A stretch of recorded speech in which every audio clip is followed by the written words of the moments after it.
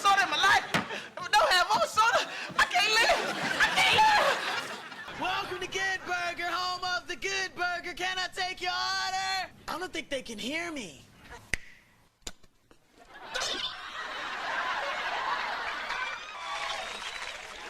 9-year-old son wears his sister's clothes. Dr. K's advice, call the boy Stephanie. You know, a pastor for years. Remember, I can do all things through Christ.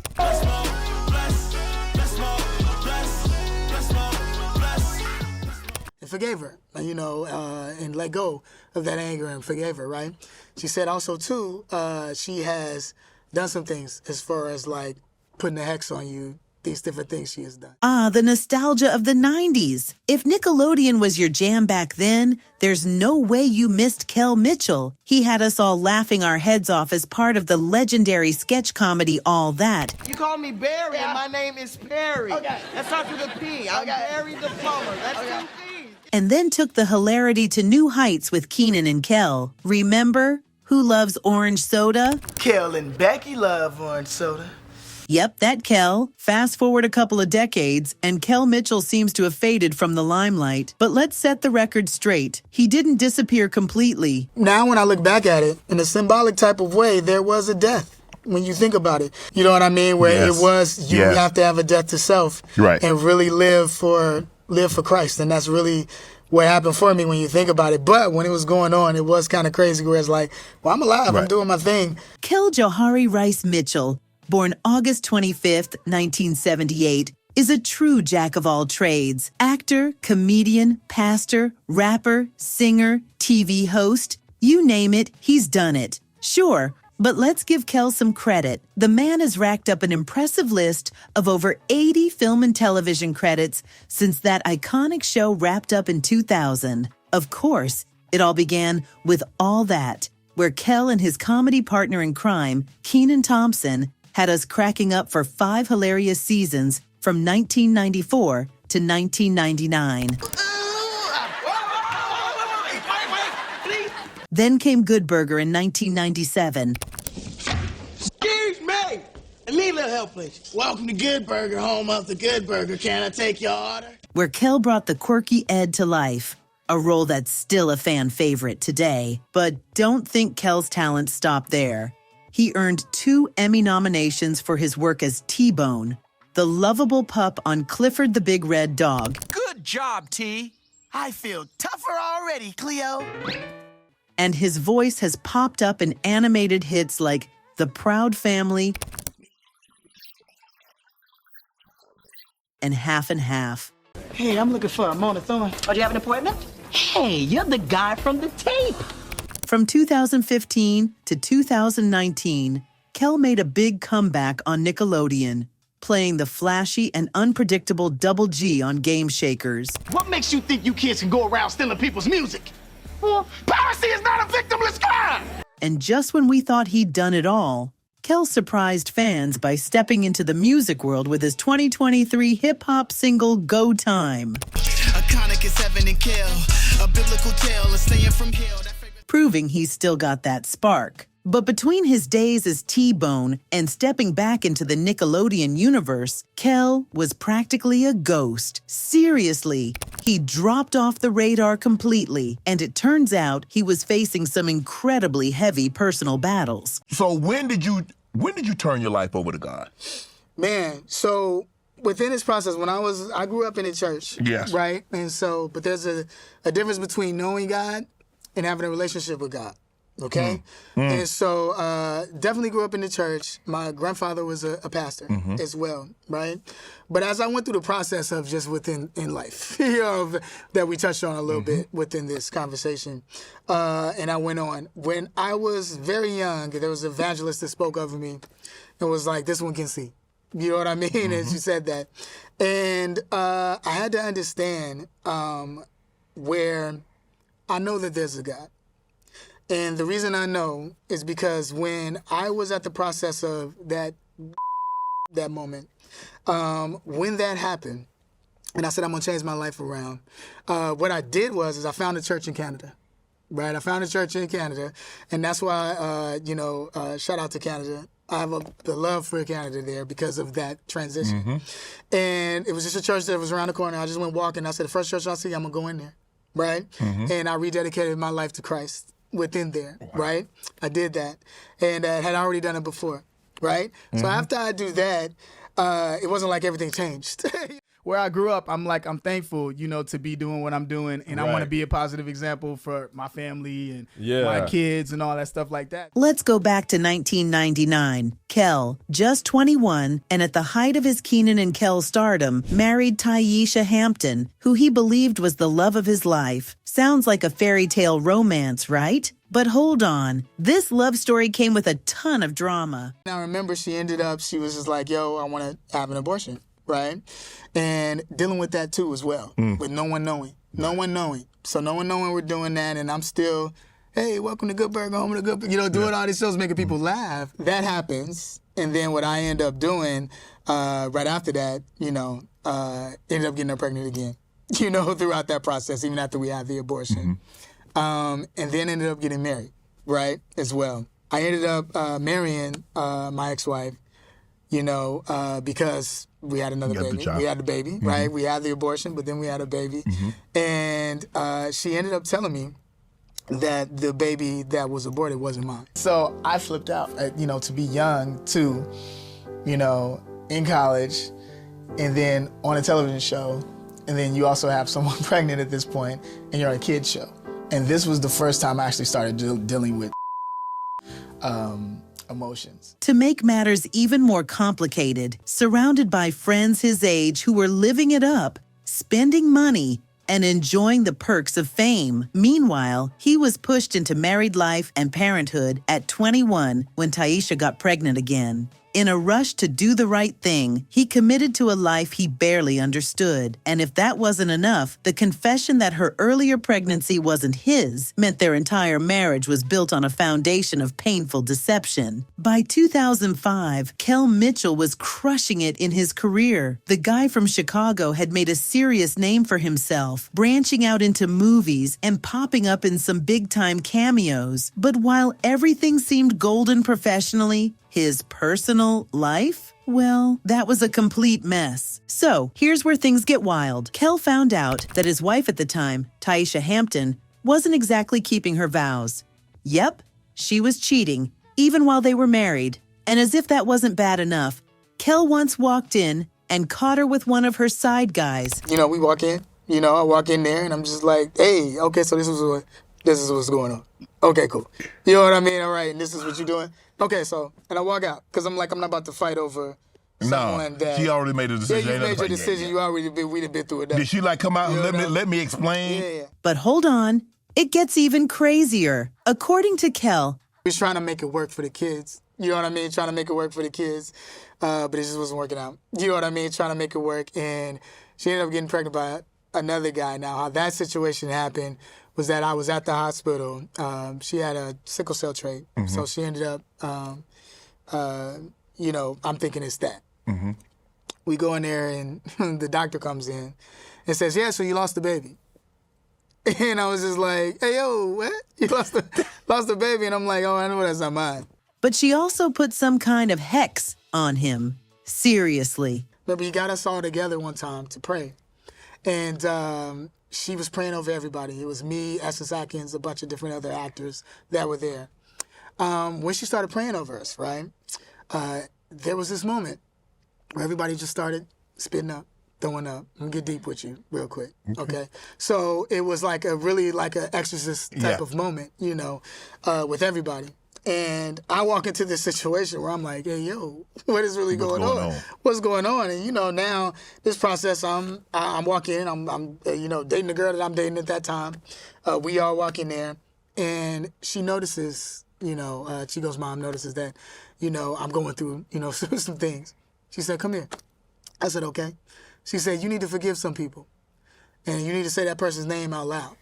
And I know what you're going through within court and all the things you're going through. But you need to forgive that person, and you need to say her name out loud. So I said my ex's name out loud and forgave her, and let go of that anger and forgave her, right? She said also, too, she has done some things as far as, putting a hex on you these different things she has done, spiritual wise. And I'm like, what? I'm like, yo, Man, what? you put the root on you? I'm like, yo, what you talk about? Like, word, like, what? And she's like, yeah. I understood it, within what was going on. When she told me that, now this is me being introduced to the spiritual realm, because we are spirits. Right. And we're in the spiritual realm. And so when that happened, she said, I want you to say blood of Jesus. I want you to start saying blood of Jesus, and I'm going to pray over you. And she started to do that. Now I'm spitting up. And within that process, getting reconnected to the Lord in a very spiritual way in this moment. Now all my friends are here. Some of my homies are here. And they're seeing me. And what is happening within this process, demons start like literally speaking out their name. I'm saying their names out loud, but they're coming out of my body. So each one is saying who they are.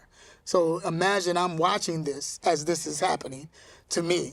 And everyone's speaking, she's speaking in tongues and me warring within the spirit. And after that happens, then I get up and my face, bro, like my face was totally clear. Like I'm talking like clear. I went to the bathroom and I'm like, yo. And I just sat down and it was like I just had a craziest workout. No one could tell me that there's not a God. Eventually, Kel had reached his limit. He decided to file for divorce, but not before one last unbelievable moment. Taisha actually called him up while he was working and asked if she could go off with someone else. Can you imagine? It was like adding an insult to injury. But Kel's ex wasn't taking any of this quietly. Hampton took to TikTok not once, but twice, to shut down her ex-husband's version of events.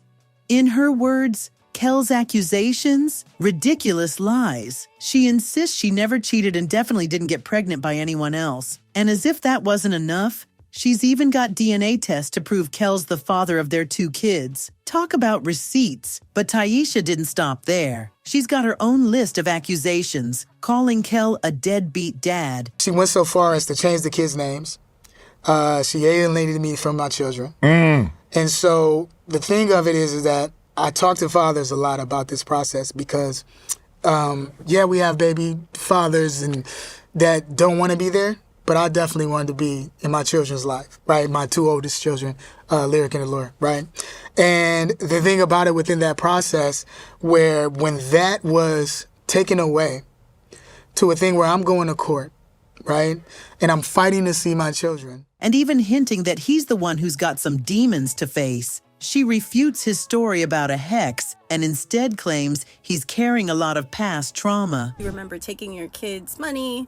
Do you remember being completely physically, mentally abusive? Do you remember that you used to beat me and hit me and choke me and strangle me when I would come out the hospital because I have single beta thalassemia disease? Do you remember that? Do you remember that you were addicted to sex? Do you remember that? Do you remember me catching you with a man? According to her, Kel allegedly experienced some pretty dark stuff in the entertainment industry and turned to alcohol and drugs to cope. Her advice? Less talking about her, more time in therapy. This former couple's drama might just give the best soap operas a run for their money. But that wasn't the only storm Kel was weathering back then. In the 90s, few duos could match the fame of Kenan Thompson and Kel Mitchell. These guys were Nickelodeon royalty, turning their hilarious antics on All That into their own hit sitcom, Kenan and Kel. For the surprise party. Your mother doesn't know a thing. That's not true. She knows a lot of things. But after wrapping up their Nickelodeon era, things got tricky when both of them ended up competing for the same gig on Saturday Night Live in 2003. As we all know, Kenan got the job and went on to become the longest-serving cast member in the show's history. Naturally, people started speculating that their friendship had crumbled over Kenan's big break. Kel later opened up about this awkward chapter during an interview on Club Shay Shay. He recalled auditioning for Saturday Night Live, suggested that the higher-ups might have misjudged him because of all the chaos happening in his personal life. And boy, was it a rough time. So just the people telling me things about Kenan, people telling things about me to Telling him things about you. Yeah, during that process with the producers and writers and trying to break Kept that y'all up apart. and keep us apart. And we told ourselves we wouldn't allow that to happen again.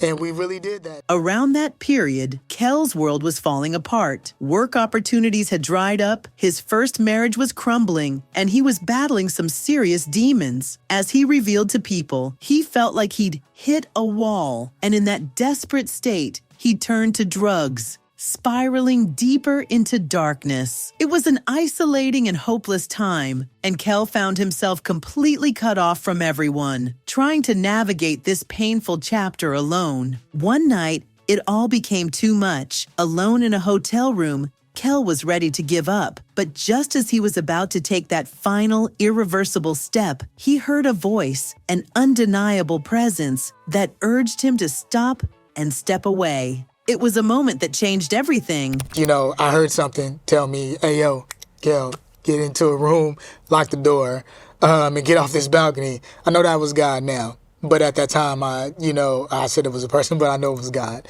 that told me to do that. And I did that and went and did work. And then from that, changing my life around. Kel's life took a major plot twist when he rediscovered something he'd grown up with, his faith. You see, being the grandson of a pastor, religion was always part of his story, but adulthood had a way of making him lose sight of it. But when he hit his lowest point, reconnecting with his faith turned out to be a total game changer. By 2019, Kel had made a surprising move that no one saw coming. He became a youth pastor at Spirit Food Christian Center in Los Angeles. A pastor for years, you know what I mean? But I was just like, navigating through life, and the mistakes that we make along the way. And I was doing everything with my own understanding, right?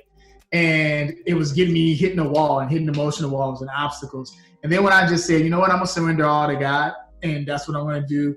And I'm going to put him in everything that I'm in, including my family, my career, everything. And that's when doors started to open up for me, meaning like insight, purpose, why I'm here, you know what I mean? And then the things that I went through in life, I could now have a testimony to help others. And so knowing that, when it was like, okay, I heard it in the prayer time because in the morning, and I heard it so clearly. God was like, I want you to preach now. Yup, the same Kel who had us all laughing hysterically over orange soda was now out here preaching to the next generation. Remember, I can do all things through Christ who strengthens me. But here's where things get even better. Kel's spiritual journey didn't just bring him inner peace, it mended one of the most iconic friendships of the 90s. Yes, we're talking about that reunion with Kenan Thompson. Remember, when they met up at the Kids' Choice Awards. All right, we all love our heroes, but every hero needs a bad guy. It wasn't just for the cameras. That reunion led to an emotional, hour-long phone call where they hashed out all the unspoken issues from their past. And they made a promise to each other, never again would they let anything or anyone tear them apart. And soon enough, they were back, making us laugh like old times. First, there was the Good Burger sketch on The Tonight Show with Jimmy Fallon. Like, whoa, check out that Common Sense album. Yeah, shout out to Crucial Conflict. That had fans screaming. Then they blessed us with a 2022 SNL episode. And finally, in 2023, we got Good Burger 2. Welcome to Good Burger, home of the Good Burger. Can I take your order? It was like the ultimate gift to every 90s Nickelodeon fan. Today, Kel is not just crushing it professionally, he's thriving personally too. He's happily married to his longtime love, Asia Lee. He's a proud dad of 4, his 2 children with Taisha, Allure, and Lyric, and his kids with current wife Asia Lee Mitchell, daughter Wisdom, and son Honor. Family life is his main gig now, but don't think he's left the TV screen behind just yet. The 46-year-old has been popping up in a handful of Nickelodeon projects over the years, keeping that nostalgic magic alive. He even returned as an executive producer on the All That reboot and brought his iconic energy to the sitcom. Oh, and if you're wondering, his net worth sits at around $500,000. Definitely not shabby. And while it seems Kel's in a good place now, Kel Mitchell speaks out after his health scare and gives the fans an update on how he's doing. The Good Burger star reveals he is back home recovering after being rushed to the hospital while experiencing a medical issue. He tells followers in a November 9th post on Instagram, "Grateful for the flood of prayers and positive vibes that surrounded me during a genuinely frightening time. That scare was real, but so was the support. With the grace of God and the skill of the medical team, I'm now on the road to recovery at home, embraced by the love of my family."